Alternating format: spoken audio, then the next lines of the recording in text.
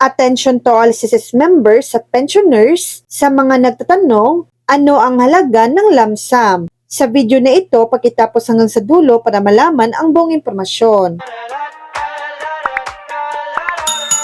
Ang mga pangunahing benepisyaryo ng isang namatay na miyembro na nagbayad ng mas mababa sa 36 na buwan ng contribution ay may karapatan sa lump sum benefit na siyang pinakamataas sa mga sumusunod. Una, buwan ng pensyon na pinarami sa bilang ng buwan ng contribution na binayaran bago ang semestre ng pagkamatay o 12 beses ng buwan ng pensyon. Ang mga pangalawang benepisyaryo ng namatay na miyembro ay may karapatan sa isang lump sum na benepisyo na katumbas ng 36 na beses na buwan ng pensyon kung ang miyembro ay nakapagbayad na ng kahit man lang na 36 na buwan ng contribution bago ang semestre ng pagkamatay o buwan ng pensyon na pinarami ng bilang ng buwan ng contribution na binayaran o 12 beses ng buwan ng pensyon. Alinman ang mas mataas kung ang miyembro ay hindi nakapagbayad ng kinakailangang 36